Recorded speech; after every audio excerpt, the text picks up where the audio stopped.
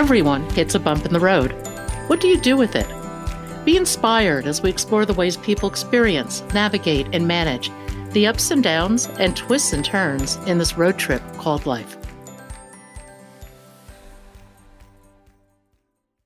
Welcome to another episode of Bump in the Road. The basic podcast is always free.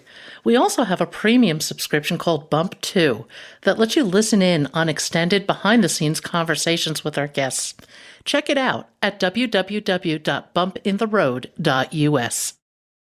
Kenya Lee is a beautiful person, inside and out. Her path, though, has not always been easy. But Kenya has made finding peace and greater awareness a mainstay in her life, and now she is sharing that wisdom with others. Her book, Final Path to Egypt, is available on Amazon. Please welcome Kenya Lee. Kenya, welcome to Bump in the Road. If you would, tell us your story. Thank you, Pat, for having me. So, Pat, I am a woman that originated from the Midwest. I grew up in Detroit, Michigan, and I came from a middle-class home where everyone owned their homes and strived to have a better lifestyle. My grandparents had moved to Detroit years before and went into working in the plants because Detroit was the big three, Ford, Chrysler, and GM. And so their goals were, we want to create a foundation, a better, way of providing for the family. And so I came up under that auspice that we want you to do better. Unfortunately, my teenage years were not the best, and I was emotionally challenged for a lot of reasons. And the main reason was I had no self-awareness. So in terms of learning about myself genuinely, I did not have that training or that teaching. And so as a result, I looked to my environment, which was an okay environment. However, it was riddled with a lot of negativity and street culture, urban culture that really, for whatever reason, I bought into. And it was very appealing to me. And as time went on, my behaviors and the way I interacted, I ran with a pretty rough and bad crowd. And again, I go back to not being aware of who I really was and trying to seek identity outside of my genuine self. And years went by. I had, many ups and downs, but ultimately I got into a relationship that I thought that I was so in love and so crazy about this person. And I was young, I was very naive, and it was abusive. It started out as being mental and emotional abuse, and it evolved into physical abuse. And so during the relationship, even though it was quite toxic, it took me to a place of a very low moment. And a lot of times, people, of course, we don't want to have any adverse interactions in life. That's not what we strive to do. But for me, going to that low place allowed me to rise and realize things about myself that I had not realized prior. And so back in, I believe it was about 99, I became pregnant, and I was in this very volatile relationship that was less than ideal, to say the least. And so I became pregnant, and throughout my pregnancy, it was always the abuse that was there. And so about 23 weeks of pregnancy, I went into premature labor and my water broke. And so we're like, oh my goodness, what does this mean?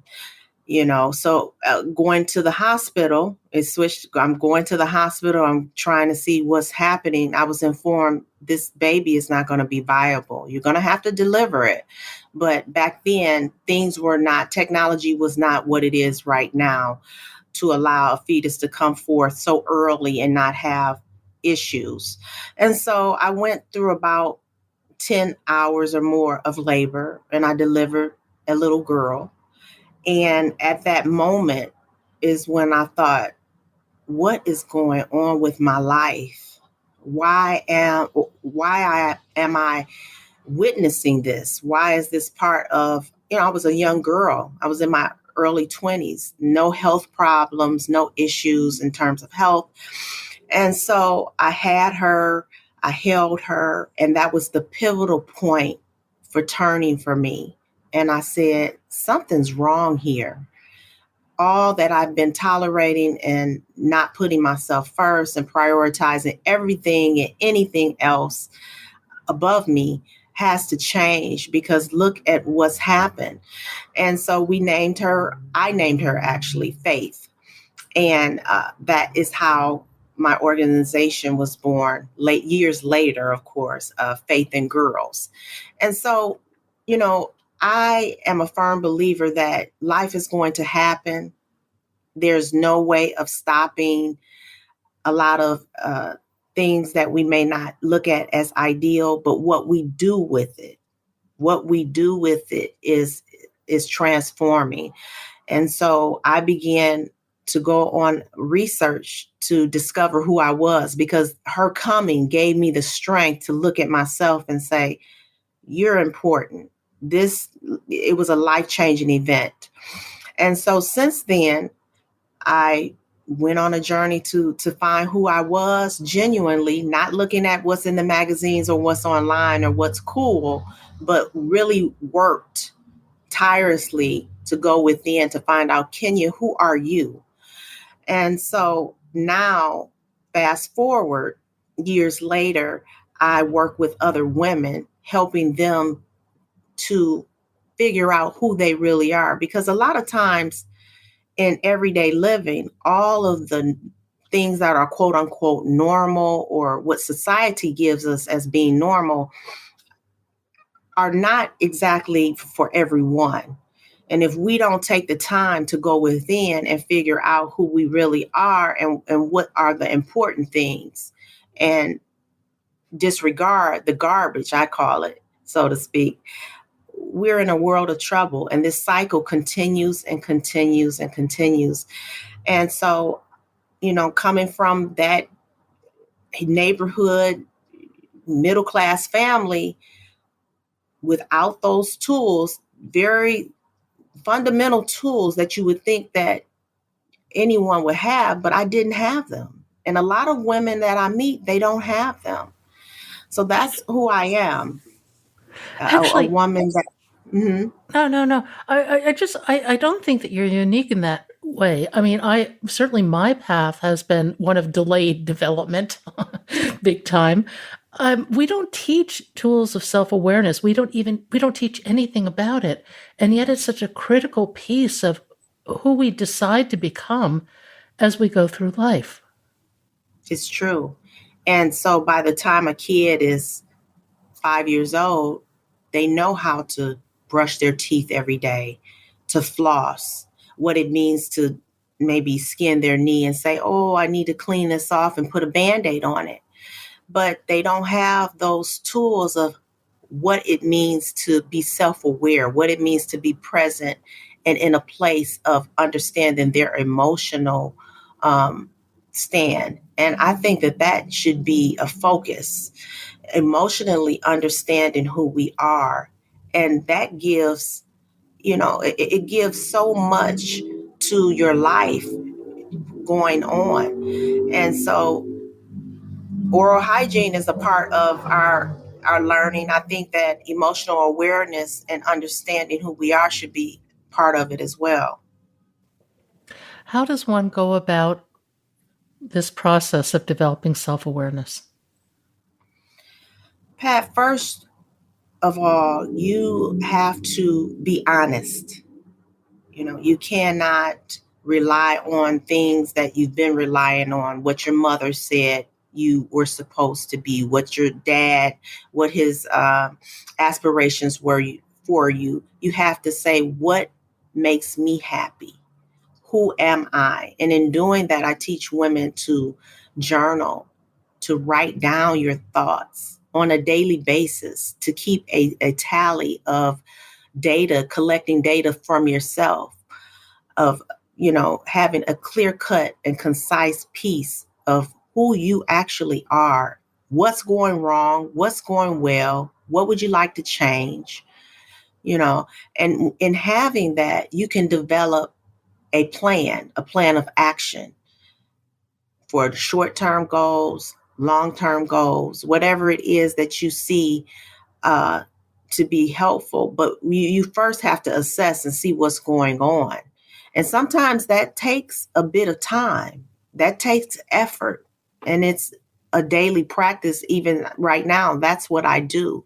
I make certain that I am journaling, keeping a tally of my life events, and I'm able now. I wasn't then, but I'm able now to tweak things and say, oh, I'm feeling this kind of way because this, and this happened. So I think the first step is assessing how you feel, what's going on, and why are you in this toxic relationship, or why are you not evolving to a place where you want to be, and taking that inventory honestly without having fear that someone's going to see it or anything like that, and being honest with yourself is the very first step. And then we go on to diagnosing what it is that's happening. Is it childhood trauma?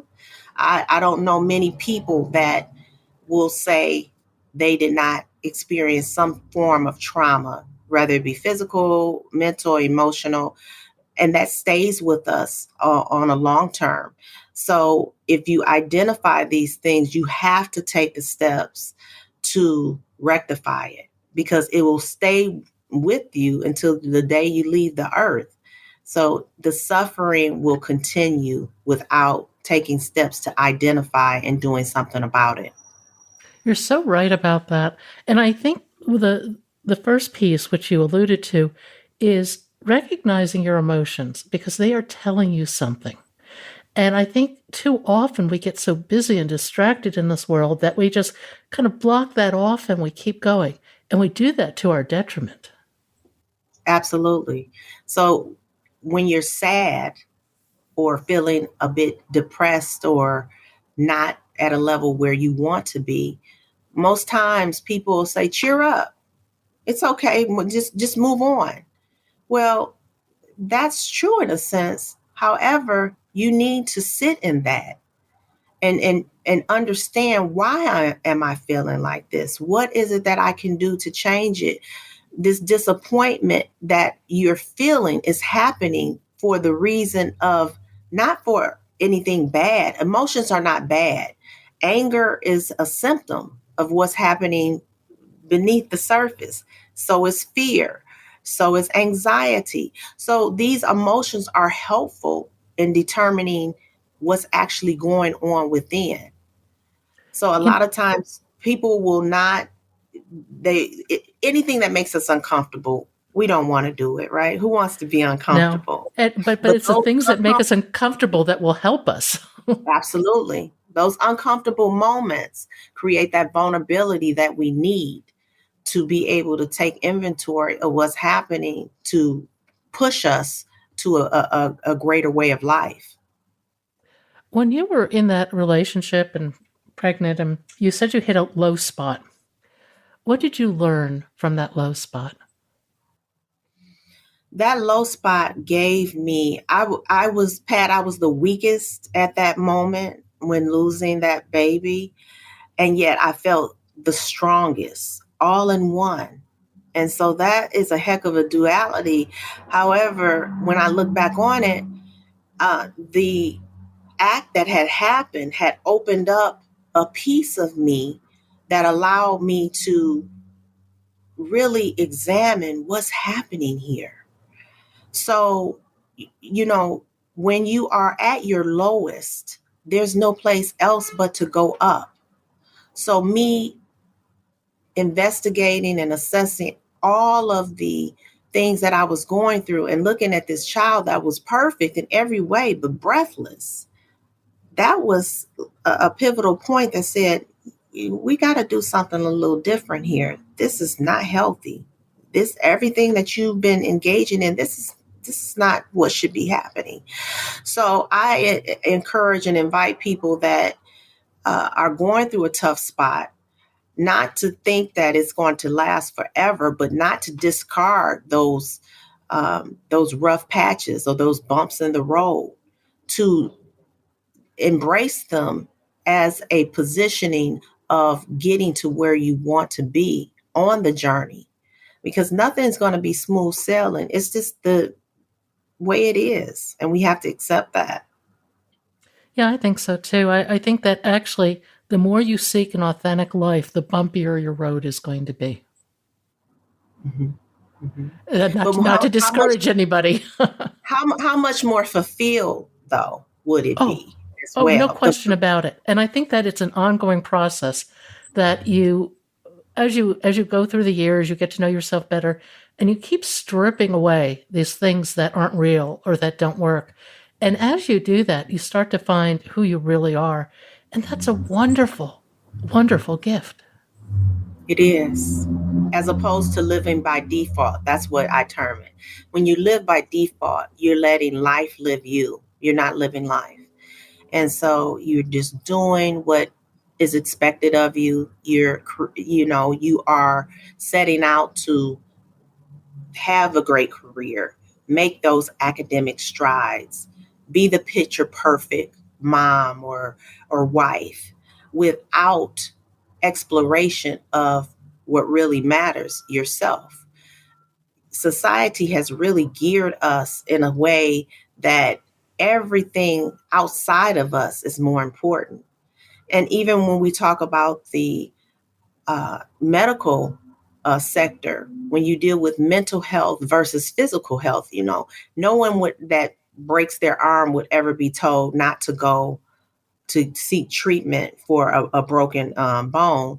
Yet, when you are suffering with anxieties or uh, depression or any kind of mental challenge, there's resistance to tell you to go and seek help. Now that's changing, as time is going forward. But from a traditional standpoint, not the same emphasis is given for emotional and mental health as it is for physical health, and that's something that really needs to be changed.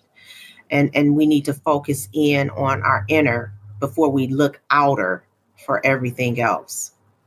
Oh boy, you are preaching to the choir with me. I think that's essential. And I think that so many people get distracted by the bauble du jour, whatever's out there, the newest, latest, hottest thing.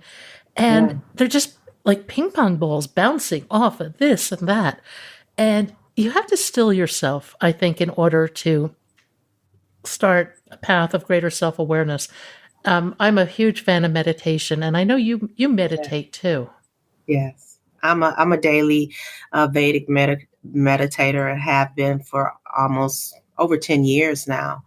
And so in my book, I do mention meditation as one of the core factors for finding self-awareness. You must become still. And sometimes it's not so comfortable.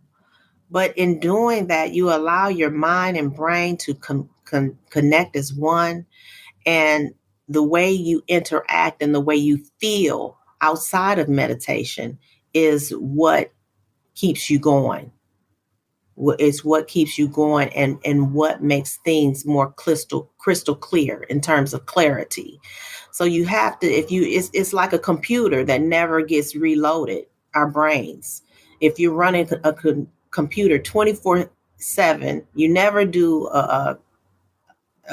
what is it called? A A reboot, reset. Yeah, a reboot. Yeah. reset. Yeah, you don't turn it off.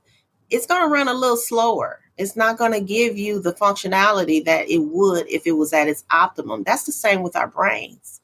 So we have to go into stillness. I call meditation mind cleansing, the same way we brush our teeth and orally cleanse. You're cleansing your mind of those thoughts, allowing those to come in, be recognized, be addressed, and pass on through.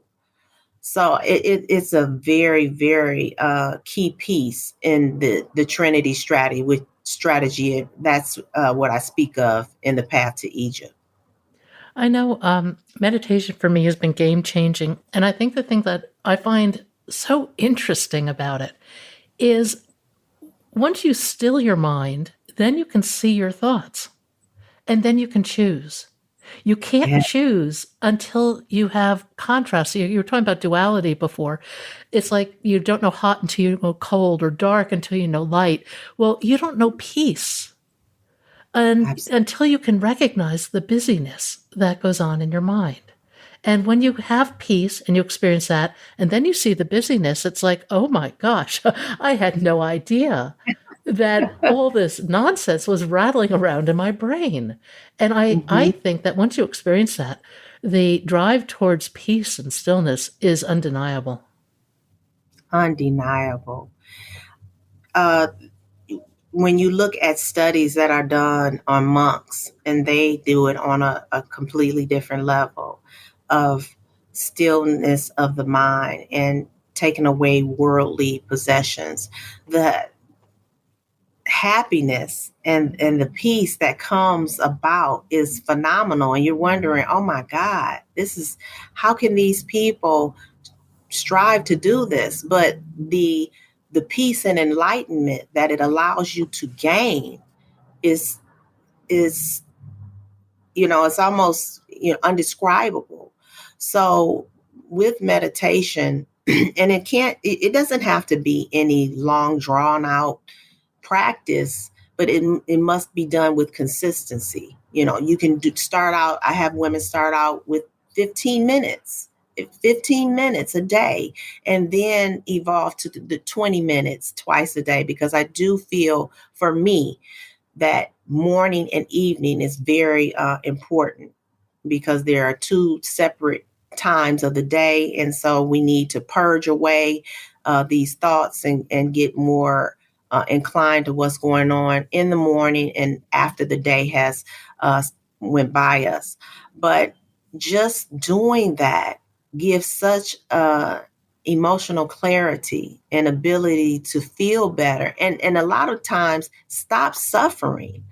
We suffer needlessly a lot of times because we won't take the consistent steps. We won't move about. So, and that's the beauty in having an event happen that jilts you, and you have to take action. Sometimes the universe will give you a situation where it cannot be denied. For me, when I had my daughter, I couldn't just go back to the way things were. That was so traumatic, and it was so life altering that time I had to go within. I had to do the research. I had to become better, because it was non-negotiable. I think the reality is you can never go back. And if you refuse to see the lesson in front of you, you're going to move forward, but it's going to be empty. You're just going to be on a treadmill, re-experiencing the same thing again and again until finally you get it that, oh, this is what I'm supposed to learn. And then the world shifts. Everything shifts. Yeah. Everything shifts. But you have to be willing to do so. You have to be willing to do the steps and take the time. And how many times as women, especially us, I say, because we are usually the nurturers, the caregivers, we have careers, a lot of us, we have families, we have households, we're doing it all. But we tend to put ourselves last in terms of really identifying who we are and what makes us happy. So as long as the husband's okay, as long as the kids are thriving, household is maintained, then okay. But on the other hand, you are not at your optimum. So at some point you have to put yourself first, and that allows you to be better for all of the other um, titles that you possess. Uh, I think that it really needs to be an emphasis on going within instead of outside. We go outside for everything, that's you so know. true. And I think that You have to stop and be a little still and have compassion for yourself, because if you don't have compassion for yourself, you can't have it for anybody else. Absolutely. Absolutely. Give yourself a little bit of grace, a little bit of room, because we give it to everyone else. If there's some shortcomings, oh, no problem, I understand. Well, how about understanding yourself? How about giving that same nurturing attention that you have no problem giving to a stranger, a colleague, your children, your husband? How about giving that to yourself? And a lot of times that can be tough, just because of conditioning, because of how we grew up, because everything is, reaching a goal, and no matter what, if we have to kill ourselves to get there, just got to do it. But that needs to change to allow us to suffer less and to live a better quality of life. One of the things I loved in your book is some of the pieces of your daily journal. And you ask people to write about three things: the best part of the day, the best part of my day, what goals did I achieve, and what makes my life special. Mhm. Wow, those are fantastic inquiries to ask yourself every day. It is, and it's really thought provoking, because it makes you think, do I have something that I'm grateful for? Do I have, you know, it makes you think and put things in perspective. And this the small triumphs of daily living that shapes the entire journey. So when I work with women and they're saying, I don't know what do I have to be. It's like you're living, you have ability to change circumstances may not be great right now, but you do have the ability to do so. So that confidence, and I talk about affirmations, Pat, for me have been to help my brain rewire, because I did come from a negative place of having low self-esteem and not thinking very highly of myself. So even now, I have to affirm what it is that I believe and what I know is true. I have to constantly affirm that. And so I tell women all the time, hey, you have to affirm and speak it aloud to yourself. No one has to know, but these are tidbits that really help move you into a place of peace and kindness for yourself.